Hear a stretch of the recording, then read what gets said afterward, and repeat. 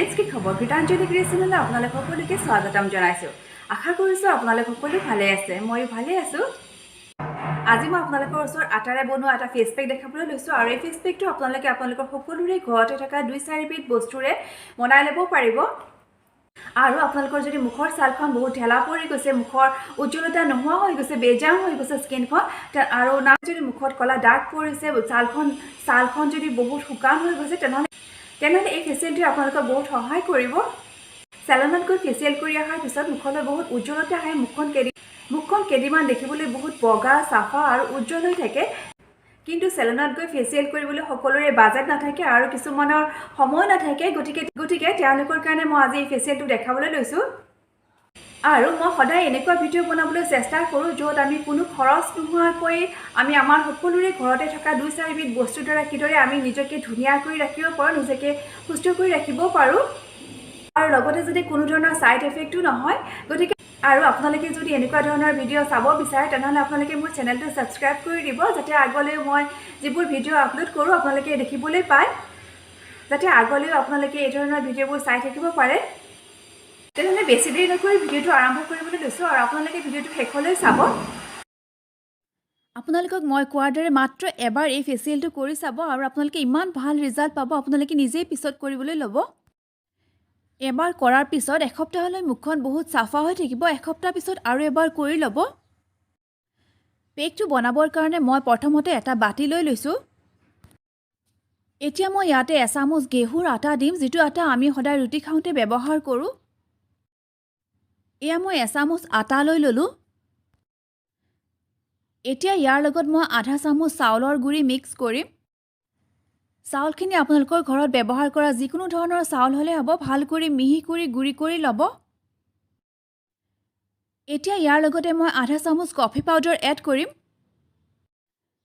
Coffee যদি আপোনালোকৰ ঘৰত নাথাকে তেনেহ'লে 1 টকা দামৰ সৰু পেকেট কিনিবলৈ পোৱা যায়, এই পেকেটটো দিয়ে ধুনীয়াকৈ হৈ যাব। এই ফেচিয়েলটোৰ পৰা কোনো ধৰণৰ ছাইড এফেক্ট নহয়, এইটো 100% নেচাৰেল হয়। এতিয়া ইয়াৰ লগতে মই আধা চামুচ মৌ এড কৰিম, আৰু মৌ এচামুচো দিব পাৰে, আপোনালোকৰ হিচাপ অনুযায়ী নিজে দি ল'ব। একেবাৰে কম কৰি নিদিব, নহ'লে পেকটো ঠিক নহ'ব। যদি আপোনালোকৰ মুখত মৌটো চুট নকৰে তেনেহ'লে মৌ জেগাত আপোনালোকে চেনি ভাল কৰি গুড়ি কৰি পাউডাৰ বনাই চেনিৰ পাউডাৰখিনি ব্যৱহাৰ কৰিব পাৰিব। যোনটো আপোনালোকৰ মুখত চুট কৰে আপোনালোকে যিকোনো এবিধ ব্যৱহাৰ কৰিব। এতিয়া শেষত মই ইয়াৰ লগত অলপমান গাখীৰ মিক্স কৰিম। গাখীৰখিনি যদি কেঁচা গাখীৰ হয় তেনেহ'লে বেছি ভাল হয়, আৰু যদি কেঁচা গাখীৰ নাথাকে তেনেহ'লে গৰম কৰা গাখীৰখিনি ভালকৈ ঠাণ্ডা কৰি ল'ব। মই ইয়াতে 3 চামুচ গাখীৰ এড কৰিছোঁ, আপোনালোকে গাখীৰৰ পৰিমাণটো নিজৰ হিচাপ অনুযায়ী দিব, যাতে পেকটো ধুনীয়াকৈ বনি যায়। আৰু বেছি পাতলা নকৰিব যে মুখত লগোৱাৰ পিছত কাপোৰত ওলাই পৰে, আৰু বেছি ডাঠো নকৰিব। পেকটো বনোৱা হোৱাৰ পিছত মিশ্ৰণটো দেখিবলৈ এনেকুৱা ধৰণৰ গোটা কৰি ৰাখিব, যাতে লগাবলৈ সুবিধা হয়। আৰু পেকটো বনোৱা হোৱাৰ পিছত যদি বেছি পাতলা হৈ যায় তেনেহ'লে তাতে অকণমান আটা এড কৰি দিব। মোৰ পেকটো এতিয়া ৰেডি হৈ গৈছে, এতিয়া মই এইখিনি মুখত লগাই দেখাই আছোঁ। এয়া মই পেকটো লৈ লৈছোঁ। এইখিনি লগোৱাৰ আগতে মুখখন ভাল কৰি চাফাকৈ ধুই ল'ব, যাতে মুখত কোনো ধৰণৰ ধূলি বালি বা লেতেৰা নাথাকে। এতিয়া লাহে লাহে গোটেই মুখখনতে আৰু গলত আপোনালোকে এই পেকটো ভাল কৰি লগাই ল'ব। আৰু আপোনালোকে যদি ইচ্ছা কৰে হাত আৰু ভৰিটো এই পেকটো ব্যৱহাৰ কৰিব পাৰিব।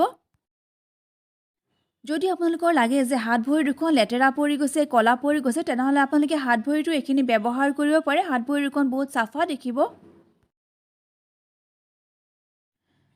মই পেকটো বনাবৰ কাৰণে গাখীৰ এড কৰিছোঁ, আৰু কিছুমানৰ মুখত গাখীৰটো চুট নকৰে। যদি আপোনাৰ মুখত গাখীৰটো চুট নকৰে তেনেহ'লে গাখীৰৰ জেগাত আপুনি দৈ ব্যৱহাৰ কৰিব পাৰিব।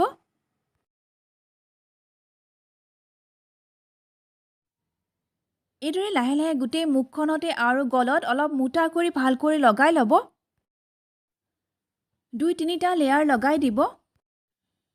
মোৰ এইখিনি গোটেই মুখখনতে ভাল কৰি লগোৱা হৈ গৈছে, আৰু যিখিনি বাকী ৰখিছে এইখিনি মই অলপ পিছত হাতত ভাল কৰি লগাই ল'ম।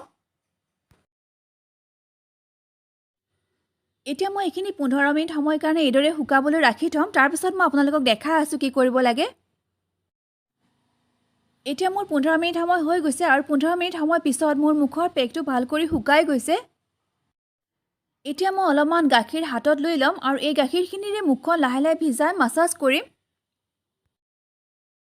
যিহেতু মুখত পেকটো বহুত শুকাই গৈছে, ড্ৰাই হৈ গৈছে, গতিকে গাখীৰেৰে অলপ ভিজাই ভিজাইহে মাছাজ কৰিব, শুকান মুখখনত মাছাজ নকৰিব।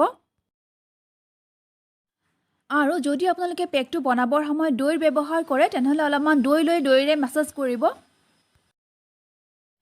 মুখৰ ছালখন যদি বহুত শুকান, লেতেৰা আৰু ঢেলা পৰি গৈছে তেনেহ'লে এইখিনি লগোৱাৰ পিছত মুখলৈ বহুত চাফা দেখা যাব। প্ৰায় 3-4 মিনিট সময় এইদৰে লাহে লাহে গোটেই মুখখনতে মাছাজ কৰিব। এইদৰে মাছাজ কৰি মুখৰ পৰা পেকটো আঁতৰাব লাগিব। 15 মিনিট পেকটো মুখত লগাই থকাৰ পিছত যেতিয়া 2-3 মিনিট এইদৰে মাছাজ কৰা হয় তেনেহ'লে মাছাজ কৰাৰ পিছত গোটেই মুখত যিমানখিনি লেতেৰা আছে গোটেইখিনি ওলাই আহিব আৰু মুখলৈ এটা নেচাৰেল গ্ল' আহিব। যদি আপোনাৰ স্কিনখন বহুত বেছি ড্ৰাই হয়, শুকান হয়, তেনেহ'লে পেকটোৰ লগতে 4-5 টোপালমান অলিভ অইল বা আলমণ্ড অইল মিলাই ল'ব, তেতিয়া স্কিনখন আৰু ড্ৰাই নহ'ব। আৰু যিসকলৰ নৰ্মেল বা অইলি স্কিন তেওঁলোকে মিলাব নালাগে, মই মিলোৱা নাই। মোৰ 3 মিনিট সময় ভাল কৰি মাছাজ কৰা হৈ গৈছে। এতিয়া মই এইখিনি নৰ্মেল পানীৰে ভাল কৰি ধুই আহিম, আপোনালোকক দেখাই আছোঁ। এয়া মই মুখখন ধুই আহিলোঁ আৰু মুখত মই এতিয়া একো লগোৱা নাই। মুখখন দেখিবলৈ আগতকৈ বহুত বেছি উজ্জ্বল আৰু চাফা দেখা হৈছে। আপোনালোকে এবাৰ ব্যৱহাৰ কৰিব আৰু কেনেকুৱা পায় মোক কমেণ্ট কৰি জনাব। এতিয়া শেষত মই অলপমান এল'ভেৰা জেল ল'ম আৰু গোটেই মুখখনতে লগাই ৰাখিম। আপোনালোকে যদি এল'ভেৰা জেল নলগায় তেনেহ'লে যিকোনো ধৰণৰ মইশ্চাৰাইজাৰ ক্ৰীম লগাই ৰাখিব পাৰিব। এই ফেচিয়েলটো সপ্তাহত এবাৰ কৰি কৰিব। আশা কৰিছোঁ ভিডিঅ'টো চাই আপোনালোকে ভাল পাব আৰু যদি ভিডিঅ'টো চাই আপোনালোকে ভাল পায় তেনেহ'লে ছাবস্ক্ৰাইব কৰি দিবলৈ নাপাহৰিব। আৰু আজিলৈ ইমানেই, আৰু নেক্সট ভিডিঅ'ত আকৌ লগ পাম।